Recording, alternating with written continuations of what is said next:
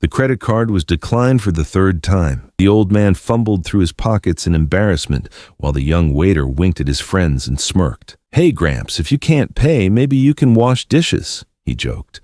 Other customers turned to stare. But none of them knew that the man sitting at that table was a hero who had risked his life for this country, served 25 years in law enforcement, survived bomb attacks, and spent decades fighting terrorism without ever asking for recognition. Welcome to Untold Heroes Stories. Before we continue this powerful story, tell us in the comments what city you're watching from today. And if you believe stories like this need to be heard, hit that subscribe button and help us keep these voices alive. James Mitchell was 75 years old. His gray hair was neatly trimmed, his shirt pressed, his shoes worn but clean. He was one of thousands of Americans trying to get by on a fixed Social Security income. But today was special. It was his granddaughter Emma's 16th birthday, and he had invited his daughter, son-in-law, and granddaughter to this nice restaurant in downtown Portland. "That place by the waterfront," he had said on the phone. "You know, the one with the harbor view. Let's give Emma a beautiful birthday." The truth was, he had set aside most of his monthly check for this evening. He had $120 left in his account, but it didn't matter. His granddaughter's happiness was worth everything. At 7 p.m., his family arrived. Emma was cheerful. His daughter Sarah looked a bit worried, and his son-in-law Kevin was busy with his phone. They sat at the table, ordered their meals. James was watching everyone, trying to savor this moment. "Grandpa, you picked such a beautiful place," Emma said, smiling. "If you're happy, then I'm happy, sweetheart," James replied, his eyes sparkling. The food came. They were having a wonderful evening until the check arrived. Tyler, the waiter, was 23 years old, a college student who'd been working at this job for only 3 months. He thought of himself as funny, constantly making jokes and trying to entertain customers. When he brought the check, he had a casual expression. "Here you go, sir. Total comes to $280, he said, extending the card reader. James pulled out his card. The first card was declined. He was a bit embarrassed, but stayed calm. "Do you have another card?" Tyler asked, speaking a bit too loudly. The second card was also declined. This time, the people at the table noticed. Sarah looked at her father with concern. "Dad, let me pay," she whispered. "No, honey, I'll handle this," James said, his voice trembling slightly. He pulled out a third card. This was also declined. That's when Tyler turned toward the table where his friends were sitting and said loudly, "Guys, look, the cards are being declined," and laughed. Other customers in the restaurant also turned to look. James's face turned red. His hands were shaking. "Hey, Gramps, if you don't have cash, you can wash dishes," Tyler joked, and his friends started laughing too. At that moment, 40 years of silence was broken. James slowly stood up. From the inner pocket of his jacket, he pulled out a small, worn wallet. He took out a folded paper and placed it on the table. "Son," he said, storms hidden in his calm voice, "would you read this paper?" Tyler curiously picked up the paper. At first he didn't pay attention, then slowly read, "United States Department of Justice, Federal Bureau of Investigation, Counterterrorism Division, Special Agent James Mitchell, 25 years of service, Certificate of Merit." Tyler's smile slowly faded. James continued, "I worked for this country's security for 25 years, son. I responded to 47 bombing incidents. I was wounded 5 times. I still have shrapnel pieces in my left leg. I have a knife wound scar on my right arm." The restaurant began to quiet down. In 1995, during the Oklahoma City bombing, I pulled children your age from the rubble. In 2001, during September 11th, I was at Ground Zero for 3 weeks straight. In 2013, during the Boston Marathon bombing, his voice broke. His eyes filled with tears. "I've spent my life protecting people like you. And today, if I can't pay this bill, there's a reason. My Social Security is $1,200 a month. I saved for 2 months for tonight because I wanted to give my granddaughter a beautiful birthday." Tyler was no longer comfortable. His hands were shaking. "I'm sorry, sir. I didn't know," Tyler stammered. "You didn't need to know, son," James said. "But you need to learn to respect people. I'm not asking for special treatment. I'm asking for basic human dignity." The restaurant was now completely silent. Everyone was listening. And you told me to wash dishes. These hands served this country for 25 years while you were still in diapers. Tyler's eyes filled with tears. How can I make this right? You don't need to make anything right, son. Just treat people with respect from now on. Just then, the restaurant manager, Michael, approached the table. He had seen the document in James's hand and heard everything. Agent Mitchell, Michael said, bowing slightly.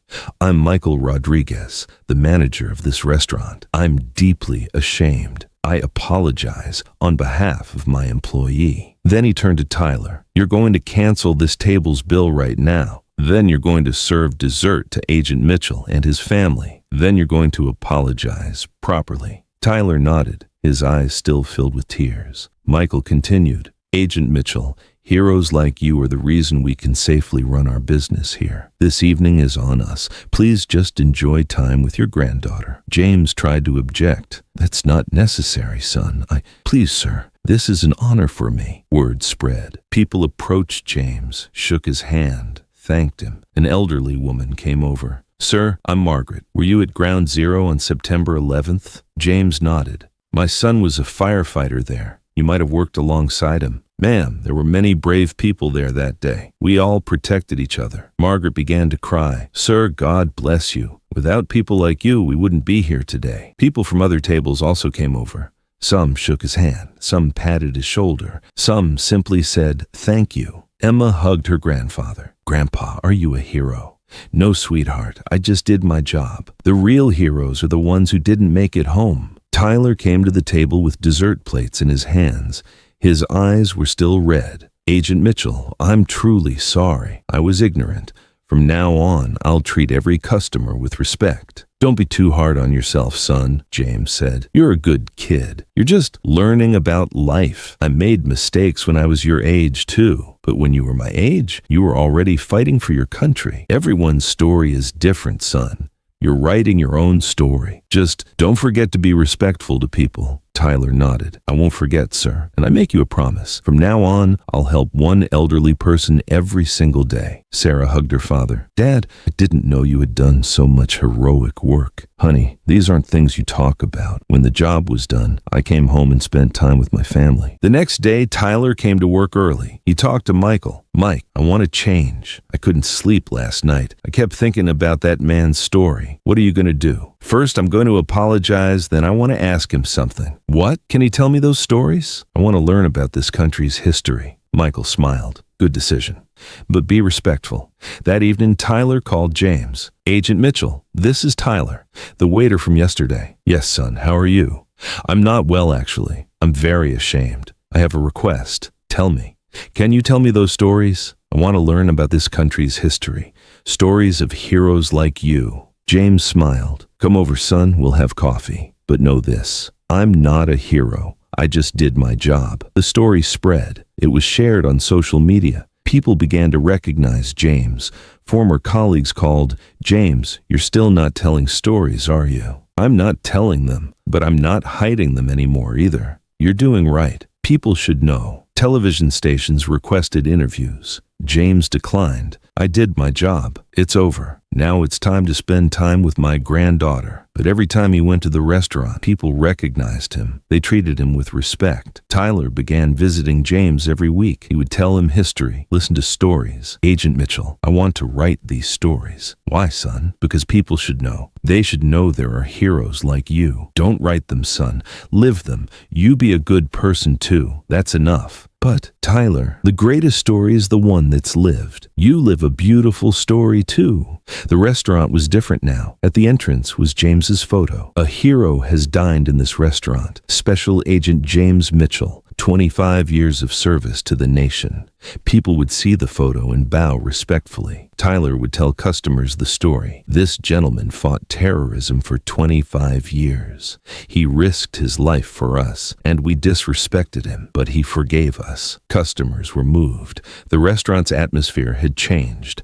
Emma wrote an assignment at school. My hero. My hero is my grandfather. He protected this country for 25 years. He fought bombs and terrorists, but he never bragged. He never told stories. He just loved us. Yesterday, Yesterday in a restaurant, someone disrespected him, but he didn't get angry. He just asked for respect, and everyone gave him respect. My grandfather says the real heroes are the fallen, but I think he's a hero too, because he lived and protected us. Her teacher cried. She read it to the class. Everyone applauded. Today, James still eats at that restaurant, still with the same calmness, the same humility. Tyler became his closest friend. He changed the restaurant's atmosphere. People now treat the elderly with more respect because they learned that the ordinary-looking person across from them might actually be a hero. James's favorite saying is, "Don't try to be a hero. Try to be human. You'll become a hero anyway." This story teaches us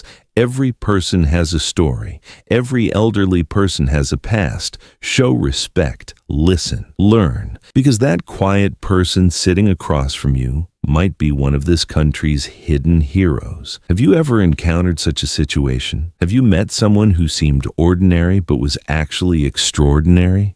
Share in the comments. And if this story moved you, subscribe and support us so these stories continue to be heard. Because at the Human Stories, the most powerful stories don't shout, they wait. Until we see you in the next story, don't forget to show respect, people.